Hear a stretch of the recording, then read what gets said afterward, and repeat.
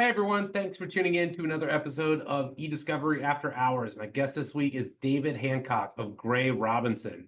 Listen in to figure out how he met Adam Sandler, how he got into the legal space, hear about his experience running the New York City Marathon, and how he engages attorneys who may be somewhat skeptical of onboarding new legal technology.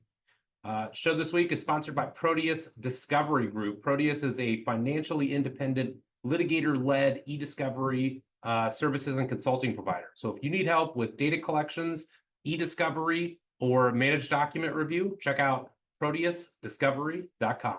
Thanks for tuning in. Quick time! You don't know how to drink, your whole generation. Drinks on the house. Yes, sir. No, wait a second. Drinks are 50% off. Right. No, wait a second. Double the price of everything. And I work only 16 hours a day. A union man only works 8 hours a day. I belong to 2 unions. And now, eDiscovery After Hours with your host, Ryan Short.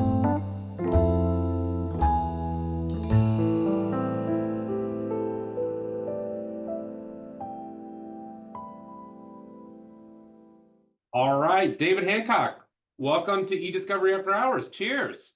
Thanks for having me. Glad to be with you. I feel like Shane Gillis, you know that comedian, stuck with Bud Light all through their 2023 kind of their misery year, but man, he was just rocking it the whole time, and so I'm feeling good. This is great. Well, I appreciate loyalty, as do my vendors. As do my vendors. That's right. That's exactly right. Well, thanks for joining. It's glad to be with you. We first connected somehow on LinkedIn, so it's nice to have a chance to get to know you a little bit and to do it on camera and on mic, which maybe I can bring mine a bit closer. So, all right. So we're gonna kick things off with a little lightning round for the folks at home. You ready? Ready. All right. First concert you ever attended? Ooh, Doobie Brothers. Nice. What year? You don't have to answer that. 78. Okay. All right. Yeah. Little, because they were like a 73, 74 was kind of when they were at the top of the game, right? Something like that. Yeah.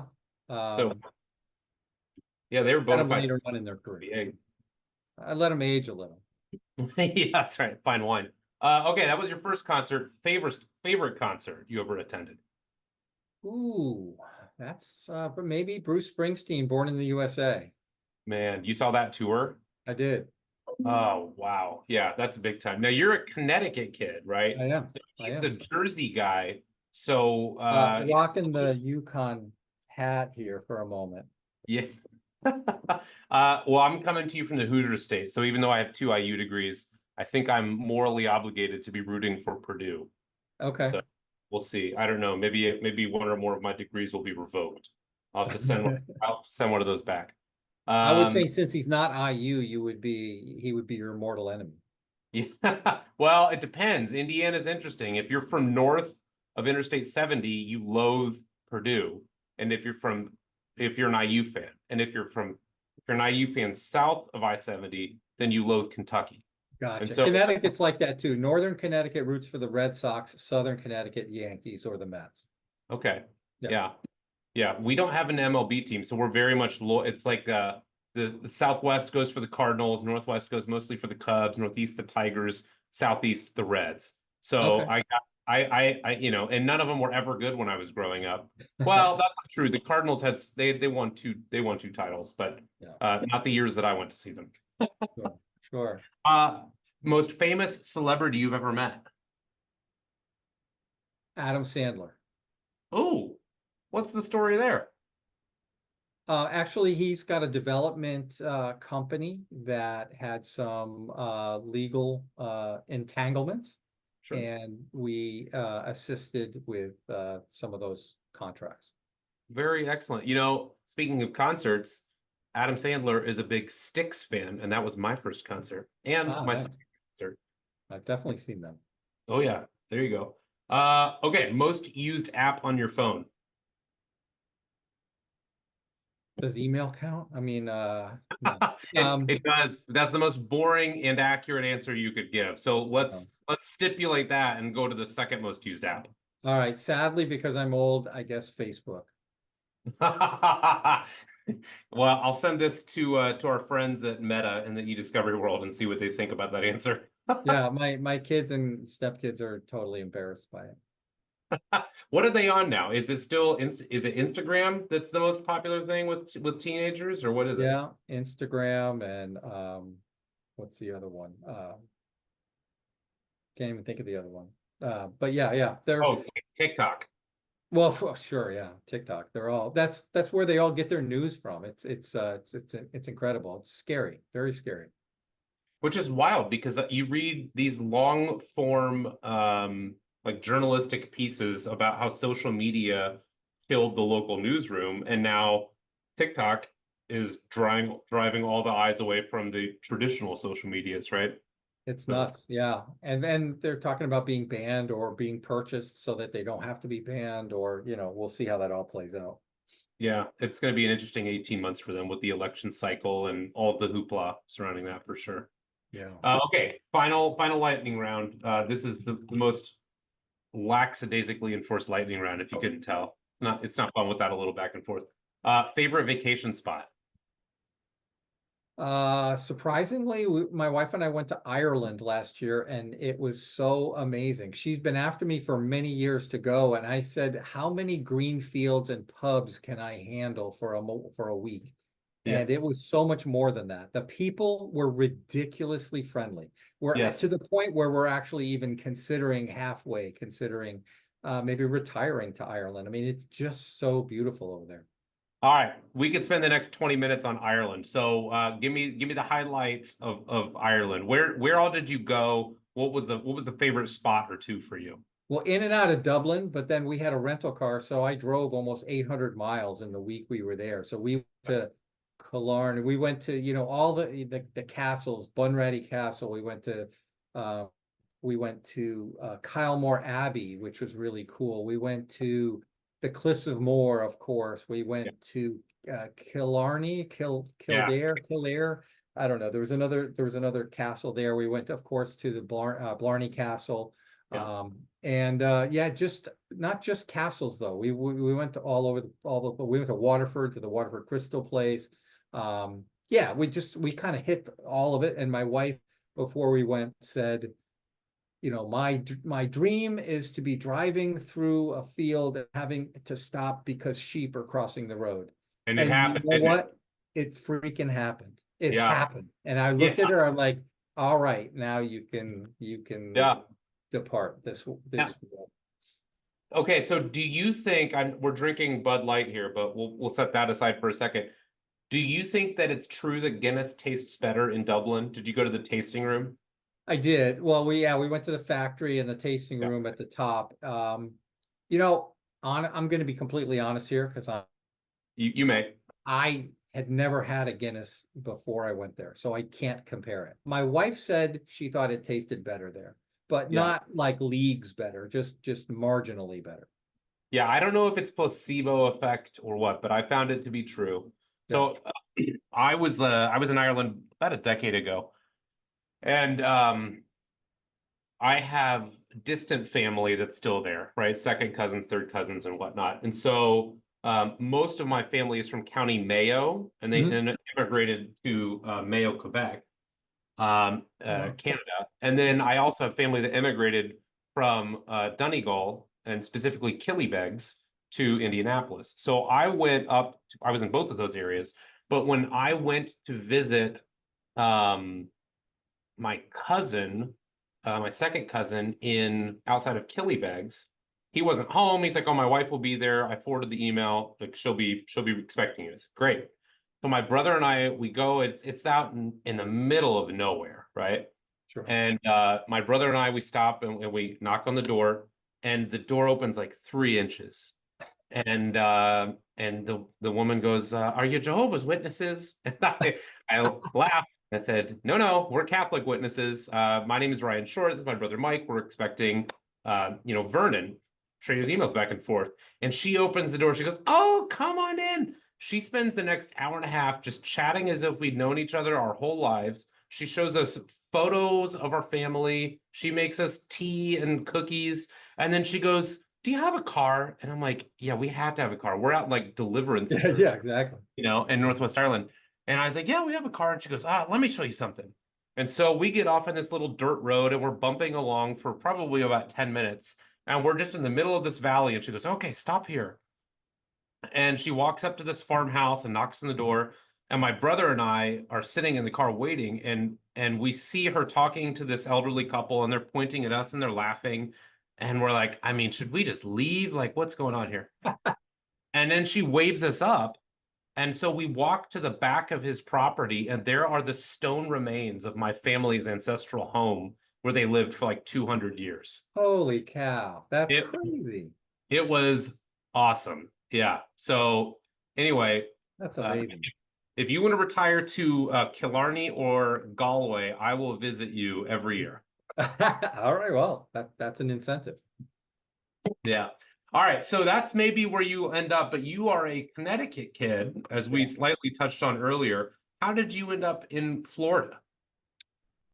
Well, like a lot of people, we had vacationed in Florida before. We liked Florida. I had some relatives down here, but honestly, like probably the biggest impetus for us was at that time, I kind of couldn't see us ever affording a house up there. It was it was pretty expensive. And so, all of those things combined, and then it was kind of from a timing thing, our lease was running out and it wasn't going to be renewed because the landlord was selling the condo.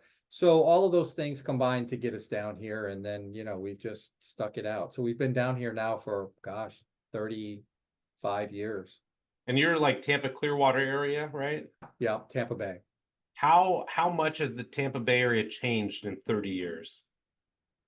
Substantially. And quite honestly, so see the ironic piece of my story is that now the houses that are where I grew up are about half the price of what my house is worth here.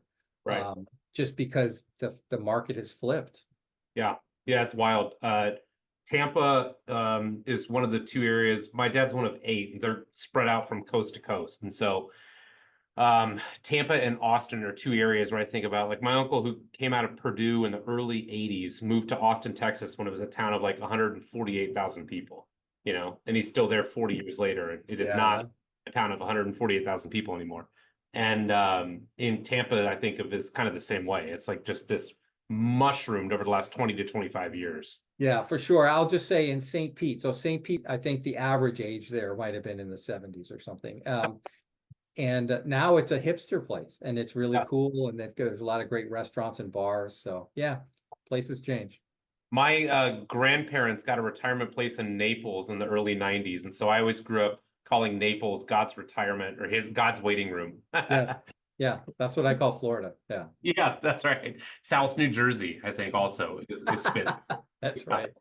All right, David, when I was doing my extensive prep work, which means looking at your LinkedIn profile for this episode, you recently ran the New York City Marathon. Is that right?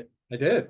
What's the story there? Are you a longtime runner? Was this a one-time thing? Tell me more.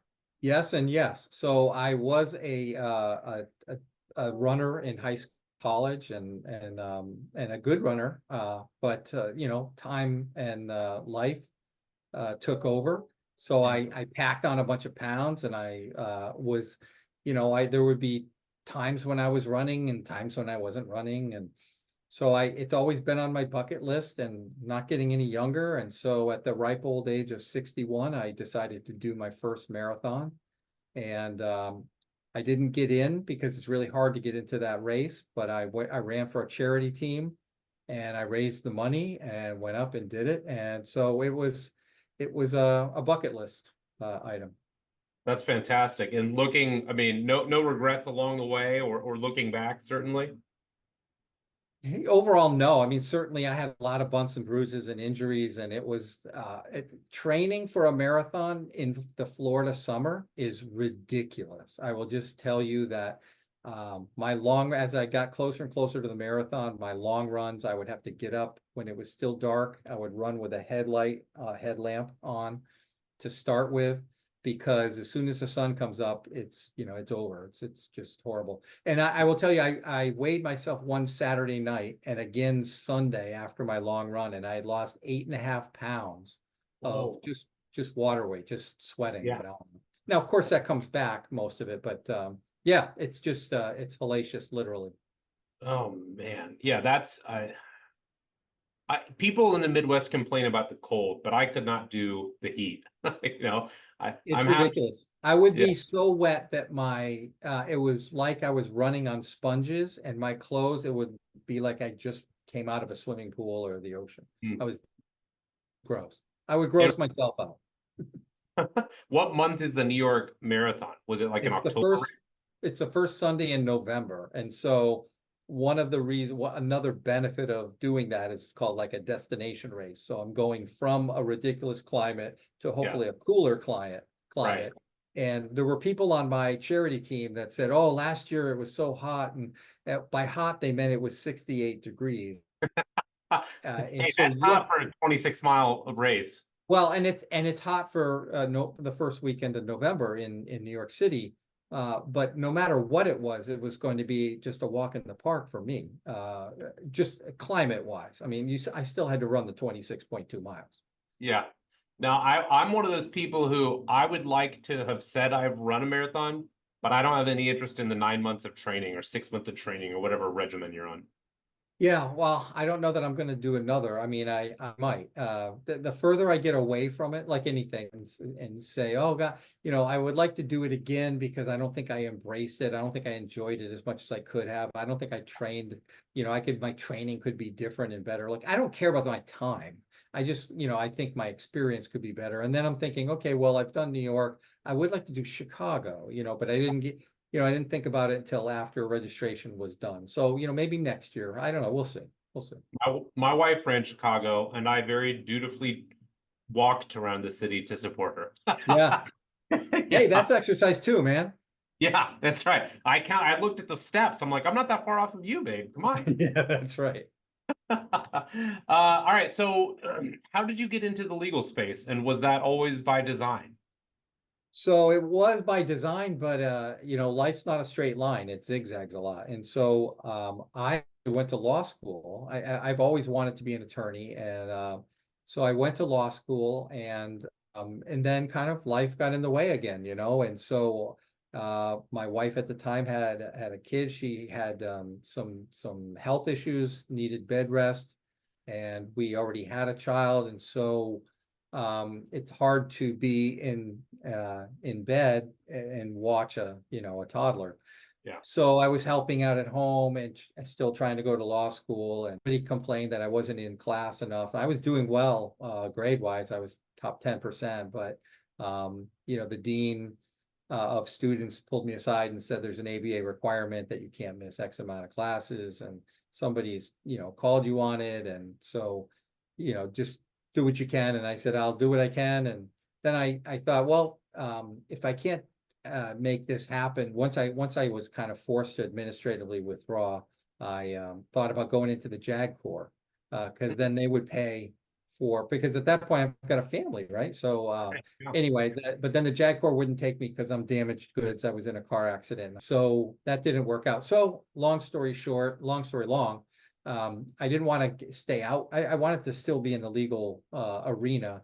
So I became a litigation paralegal, and I did that for about 15 years. And then when litigation support became a thing, my firm was like, well, do we need a litigation support person? What skill sets should they have? Is it billable? Who would they report to? Those kinds of things. And I was involved in those discussions because the group that I was working with, we were using cutting edge technology, both in the courtroom and with databases and things like that. And so I just had an epiphany one day and said, hey, why don't I be that person? And so I was, and the rest is history. Now, have you always been tech savvy or a gadget guy, or was this just hey, somebody's got to do it. This looks like an economic opportunity, so I'll embrace it. I would say I'm still not tech savvy or a gadget guy. I think that, but my personal opinion is it's quicker and easier to learn the technical piece than it is to learn the litigation piece. Having been, in law school and paralegal for 15 years and doing all kinds of different cases and understanding the workflow and the life cycle of a case and, what happens and the legal ramifications and all that, being in the courtroom, dealing with depositions and document productions and all of that. I think that is very, very valuable. I've had folks that worked for me that came from the help desk, came from IT, and it was very painful to mentor them because they wouldn't even understand the most basic. Whoa, why is everything a fire drill with this guy? Why is it always last minute? Well, because yesterday they had a different deadline, or because something came in they didn't expect, or because they're just procrastinators. I don't know, whatever. But so yeah, I think my personal, and it's biased, of course, because that was my route. But I think if you come to this profession with some legal chops, you can pick up the technical piece fairly quickly. And, beyond that, you outsource a lot. And so you rely on experts to do that piece of it. Yeah, I agree with that. Definitely at the law firm side, and even honestly from a vendor side, I've found that so many of the best PMs and the best sales reps are JDs who have a couple of years of practice under their belt. I'm an MBA who transplanted into the space after, a decade out of undergrad.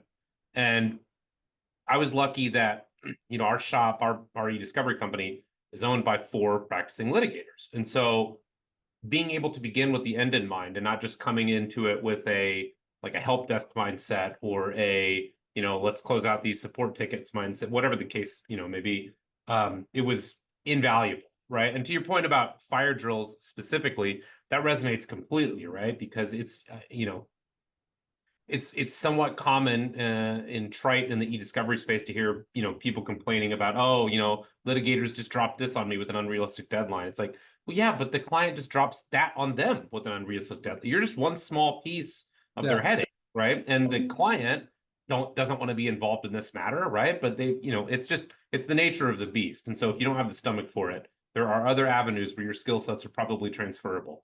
But if you got the guts for it, you can learn a heck of a lot and have some fun along the way. For sure. Yeah, it's not boring. I remember when I transitioned, I had all my paralegal friends would call me up and well, do you like it? Is it, and I'm like, well, it's not boring. Like I could be having kind of a slow day where I'm just catching up on my billing and my invoicing and that kind of stuff.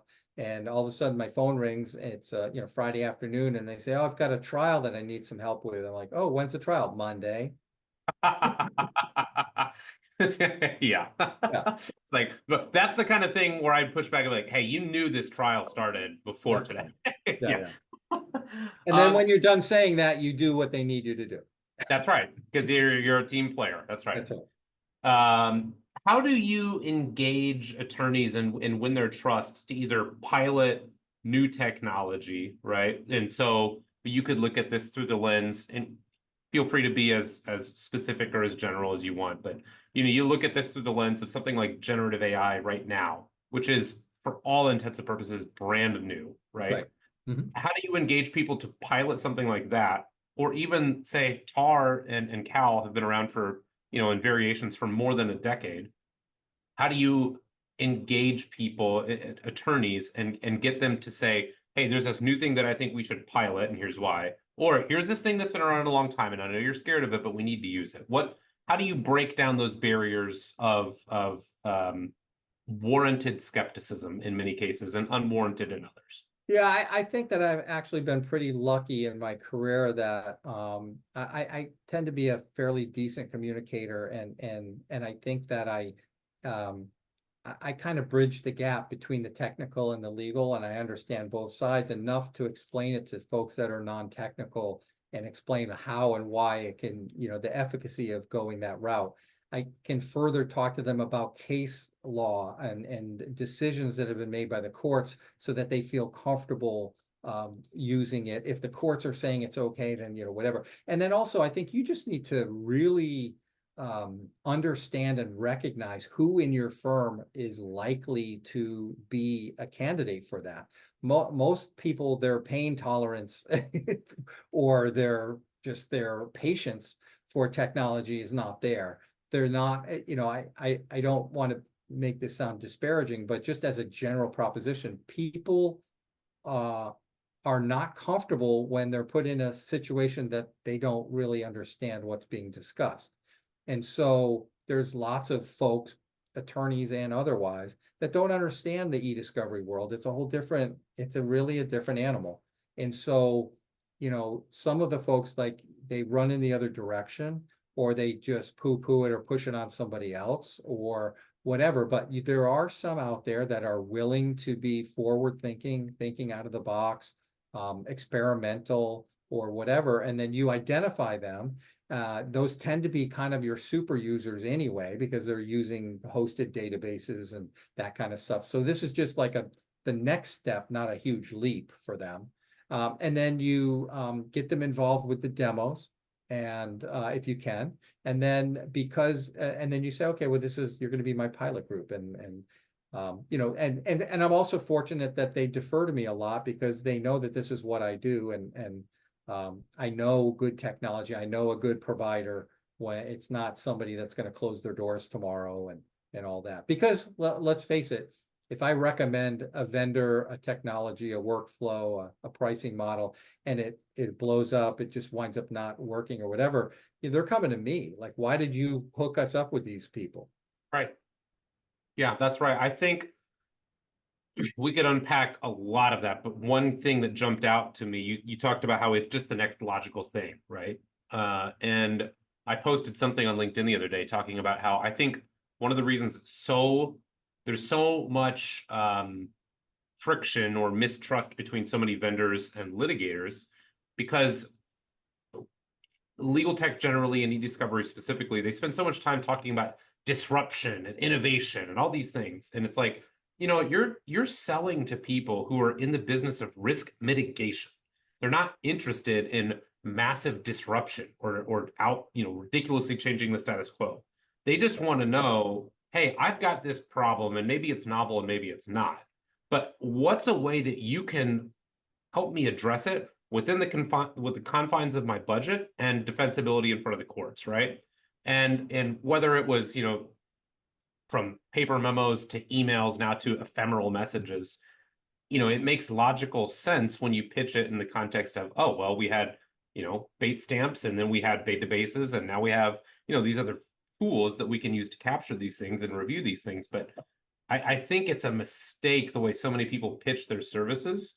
And I generally find that lit support, a savvy lit support person can be an excellent mediator and helping vendors temper their promises so that things don't blow up in their faces. Because everything looks good in Enron, right? Everything looks good with Jeb Bush, but not everything looks good with live data.